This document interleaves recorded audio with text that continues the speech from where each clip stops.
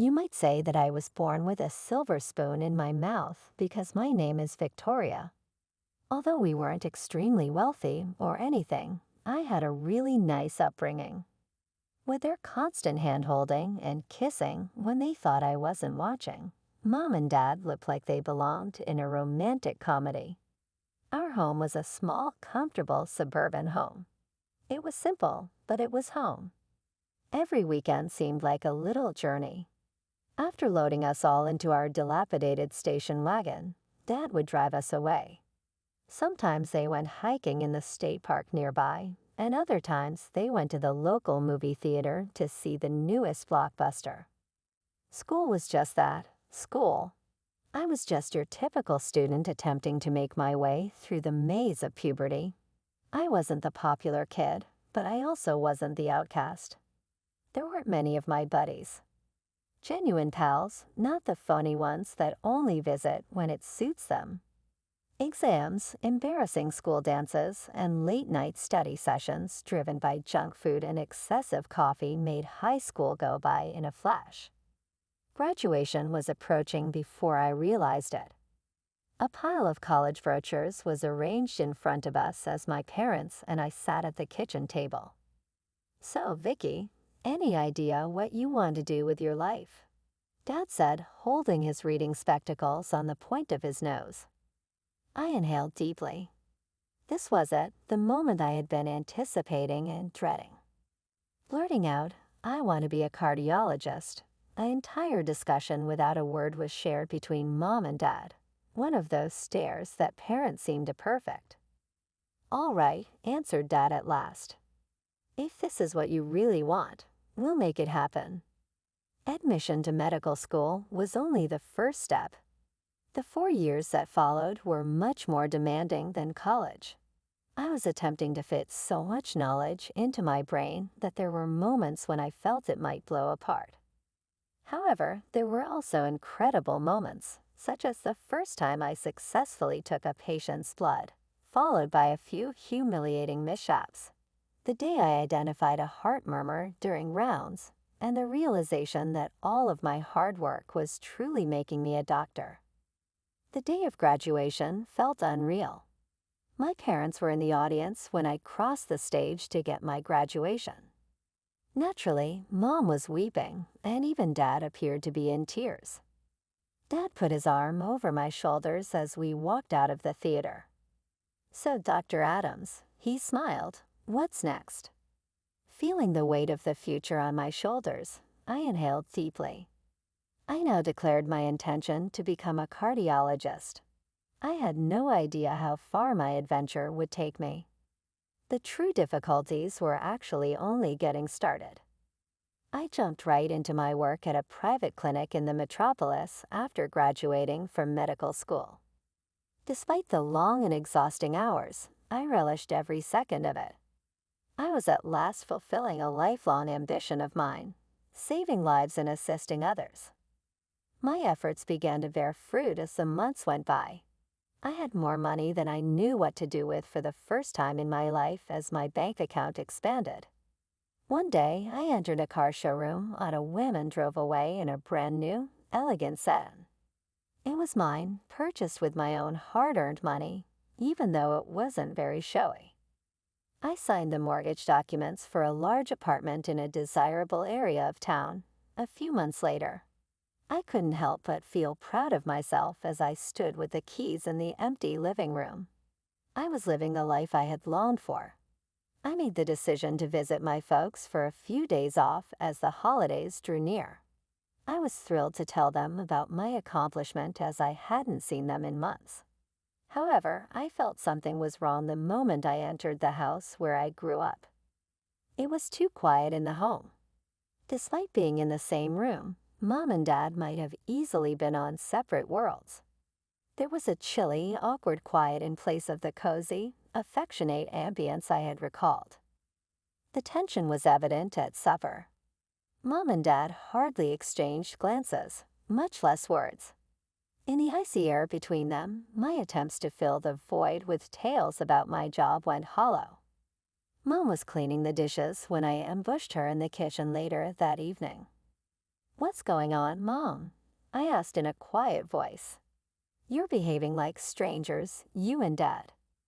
The soapy water caused Mom's hands to go still. She didn't look back. However, I could tell that her shoulders were tense.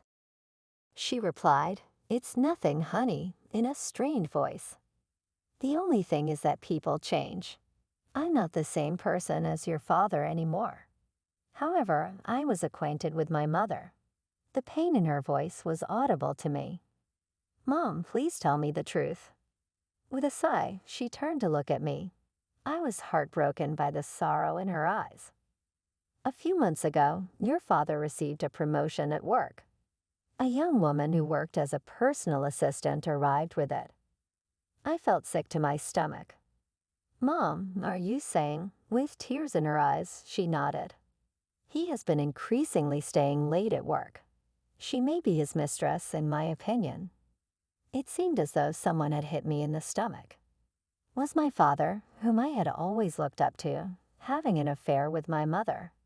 It seemed impossible. I said, "I'm going to talk to him," as my chest grew irid. "How dare he do this to you?" "No, Victoria," my mother murmured, taking hold of my arm. "I've made up my mind. I intend to submit a divorce petition. I spoke with a lawyer, and everything is set up." I gazed at her in disbelief. "Divorce? Can't you figure it out, though?" She gave a sorrowful grin. "My dear, there are certain things that are unfixable. Furthermore, I don't want you to become entangled in this. Your father is not someone I have any animosity toward, and I don't want you to either. These things do occur in life. We must have empathy." Her composure in the face of all of this astounded me. I would be heartbroken and incensed if it were me. However, my mother handled everything with dignity and elegance. Devastation followed the divorce, which struck like a hurricane. Bless her heart, Mom, she didn't give up easily.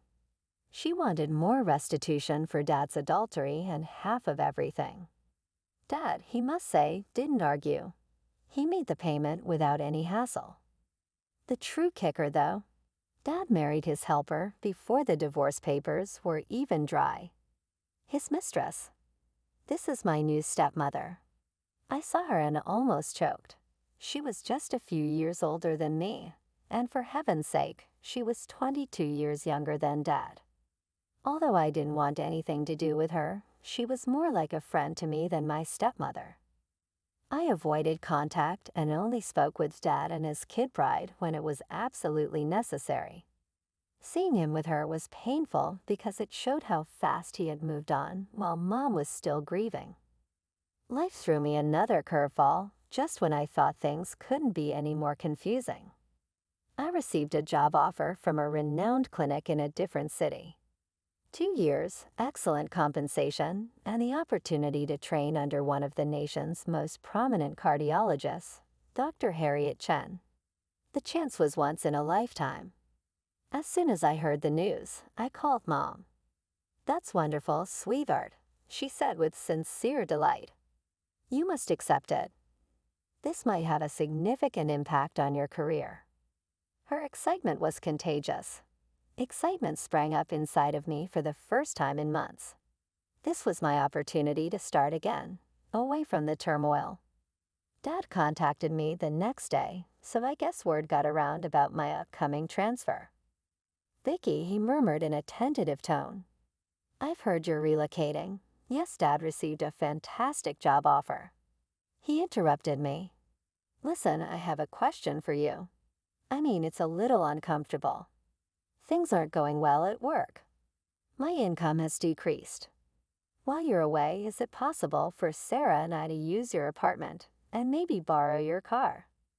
I couldn't speak. He had the audacity to ask this after everything that had transpired. "I'm not sure, Dad.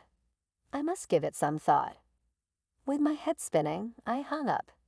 He was still my father, even if I wanted to tell him to go lost. I feared Mom's response to my surprise, so I called her. She was at ease. "It's your apartment, your car, Victoria," she said. "You are an adult. What you do with your belongings is up to you. Whatever you decide, I won't take offense. Her maturity made me feel insignificant and inconsiderate. I agreed over the phone with Dad after a restless night.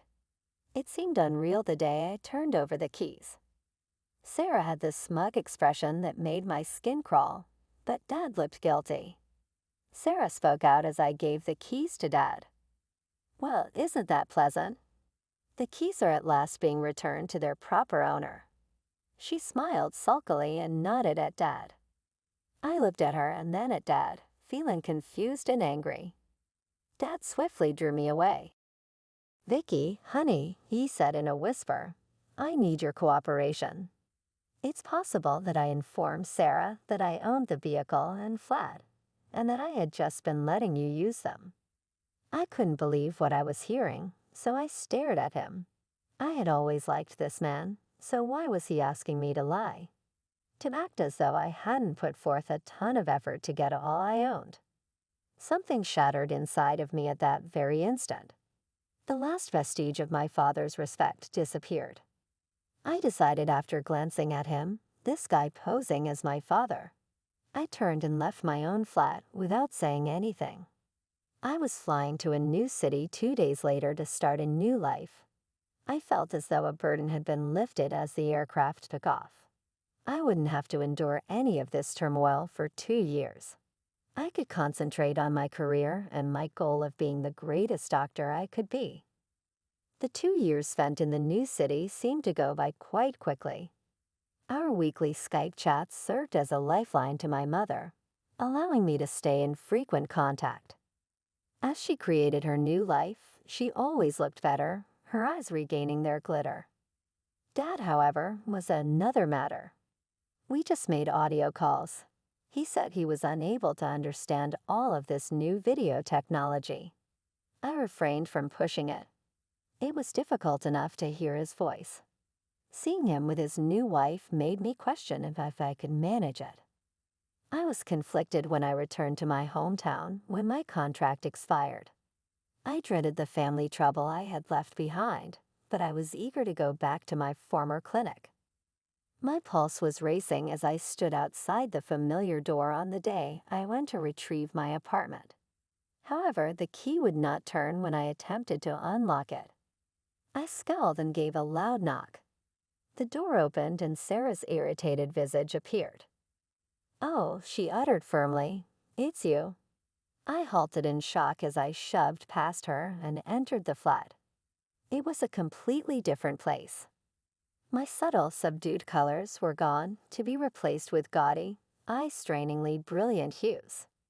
My tastefully selected furniture was gone, replaced with contemporary items that terribly mismatched the overall style. The biggest surprise, though, was entering my former bedroom. With a cot and change table, it had been converted into a nursery. "What the hell is this?" I turned to Sarah and demanded. She put a hand on her extremely pregnant tummy and grinned. "Some adjustments have to be made. After all, this is our home." "Your home?" I sputtered. "This is my apartment." Sarah's gaze grew strained. "No, this flat belongs to your father. He has just been allowing you to remain here out of generosity. I am now the lady of the home since I am his wife." I started to protest and tell her the truth, but I hesitated for some reason. My rage subsided as I saw her large tummy. No matter how angry a pregnant lady was, I couldn't bring myself to put her under unnecessary stress. I paced the gaudily adorned living room for the next few hours. I jumped when Dad finally entered the room. "Dad, we need to talk, now." With a weary expression, he nodded. "I understand, Vicky. Let's go outside." When we were alone ourselves, I relaxed. "Dad, what the hell? What's this about my flat being your place when you led her to ruin it completely?" He placatedly raised his hands. "Yes, I am aware. Sweetheart, it's complicated." I was unable to force myself to be honest with her. "Things aren't going well at work. Vicky, please don't throw us out if Sarah found out we were living off your generosity." not with the impending baby. I wanted to be upset. I wanted to hurl them both out on their ears, shout, and become angry. But I couldn't do it when I saw my father, this shattered, begging image of the powerful man I knew. "Fine," I said through gritted teeth. "We'll figure something out." Relief washed over his face. "Thank you, sweetheart." "Oh, and there's one more thing," he added. I braced myself. "I may have given Sarah your car when I found out about the baby. I wanted to do something nice for her. I'll pay you back, I promise." I closed my eyes, counting to 10 in my head. "It's fine, Dad. The clinic's not far. I can walk." He kissed my hand, his eyes brimming with gratitude. "You're an angel, Vicky. We'll make this work. You'll see." As I watched him go back inside, I tried to convince myself this could work. I'd be at the clinic most of the time anyway. Maybe I could even learn to get along with Sarah. I threw myself into work with renewed vigor. The clinic became my sanctuary, a place where I could escape the tension at home. I'd leave before dawn and return long after dark, tiptoeing through the apartment to avoid waking Sarah or the newborn baby. 2 months into this routine, fate threw me a lifeline. I was grabbing a quick coffee at my favorite cafe when I quite literally bumped into him. Tall, with kind eyes and a crooked smile, Jake was charming from the moment he helped me mop up my spilled latte. "I'm so sorry," he said, handing me a wad of napkins. "Can I buy you a replacement?" Coffee turned into dinner, which turned into more dates. Before I knew it, we were seeing each other regularly. For the first time in months, I felt light, happy. Jake was funny, smart, and best of all, completely removed from my family drama. I started spending more and more time at his place, relishing the peace and normalcy. It was a blissful respite from the chaos at home. But reality has a way of intruding. One evening, I arrived home to find Sarah waiting for me, her face like thunder. "Where have you been?" she demanded, bouncing a fussy baby on her hip. I blinked, taken aback by her tone. "At work, then out." She thrust a mop at me. "This place is a mess. Your father can't afford a housekeeper, so you need to pull your weight around here. I'm busy with the baby." Anger flared in my chest. "I'm not your maid, Sarah. I work 60-hour weeks saving lives. I'm not spending my free time cleaning up after you." Her face contorted with rage. "You ungrateful little freeloader, living off your father's generosity, and you can't even help out. Maybe we should kick you out. See how you like that." I couldn't help it. I laughed. The sheer audacity of her threat was almost impressive. "Good luck with that," I said, turning away. For the next few days, I ignored Sarah's pointed looks and passive-aggressive comments about the state of the apartment. I focused on work and on Jake, counting the hours until I could escape to his place. Then one afternoon, my world imploded. My phone rang. It was Jake. "Hey," I answered, smiling. "I was just thinking about you." "It's over," he cut me off, his voice cold. I felt like I'd been doused in ice water.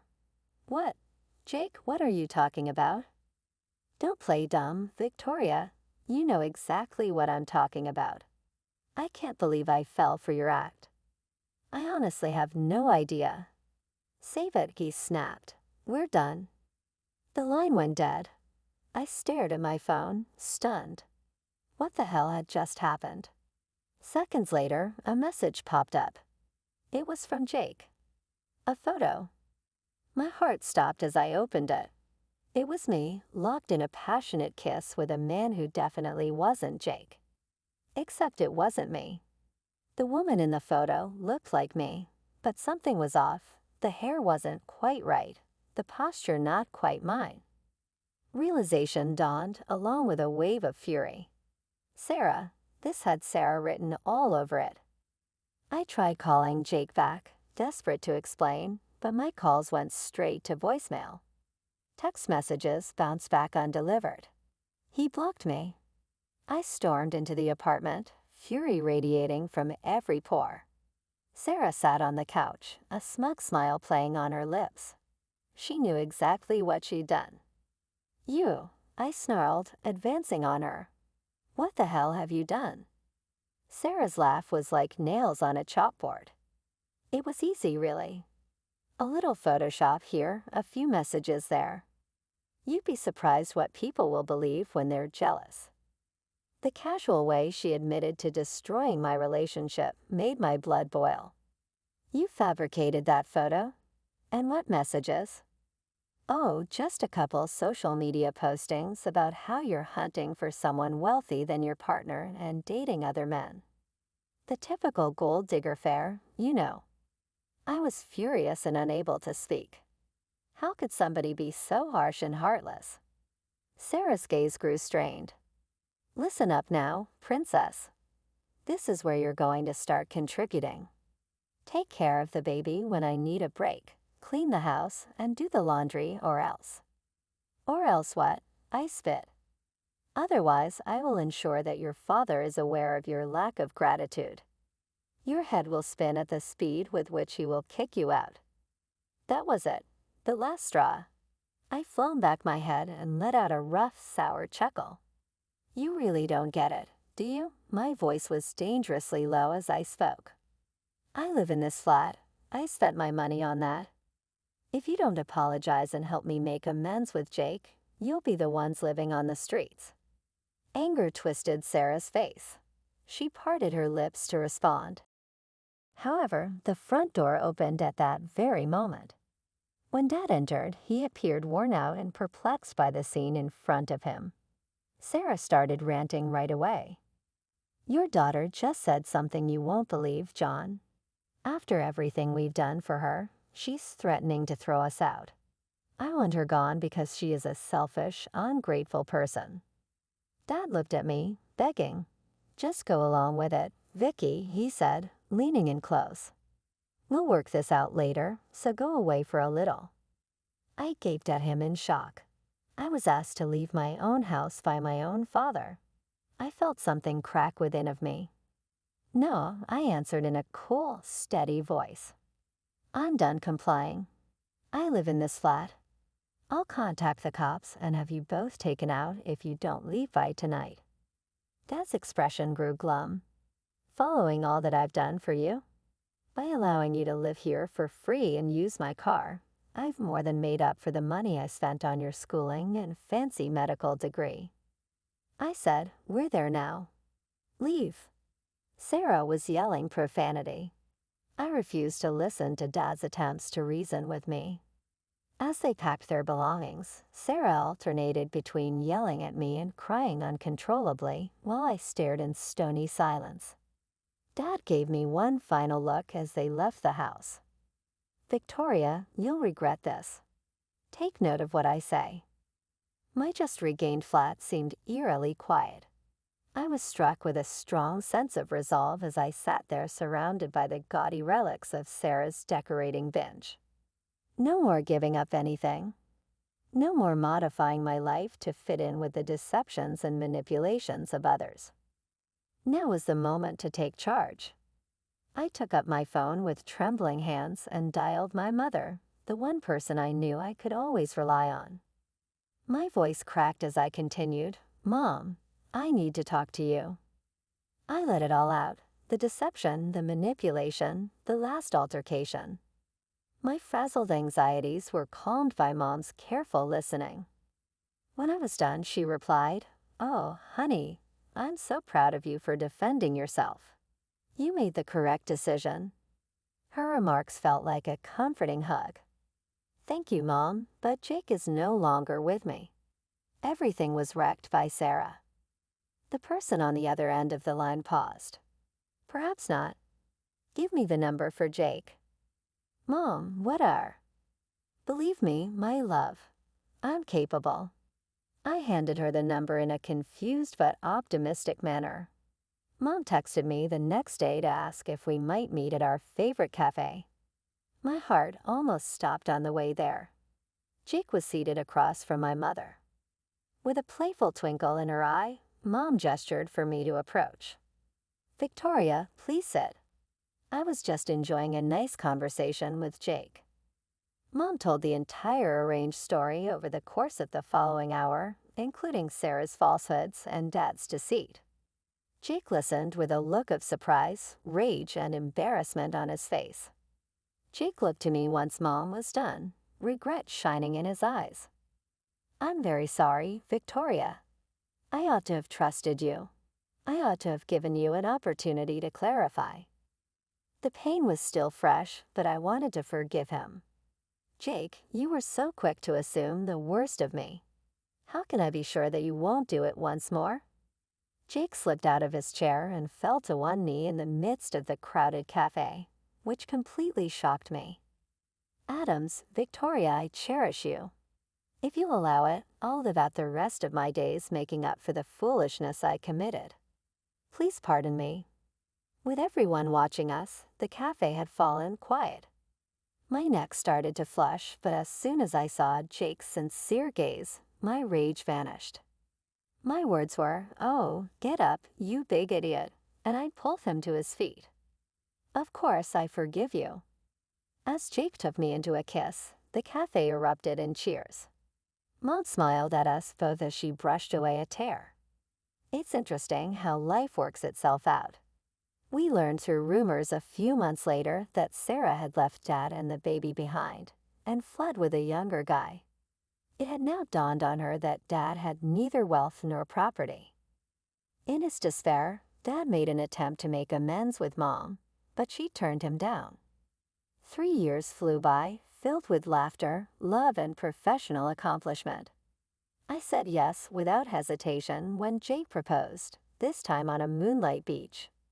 The day of our wedding was ideal. As I exchanged vows with Jake, Mom, beaming with happiness, escorted me down the aisle. I saw that the rear seat, which was designated for Dad, was vacant. He had not arrived. I felt a twinge of melancholy, but then I remembered Jake, Mom, and everyone who genuinely loved and supported me, and I knew I had everything I needed.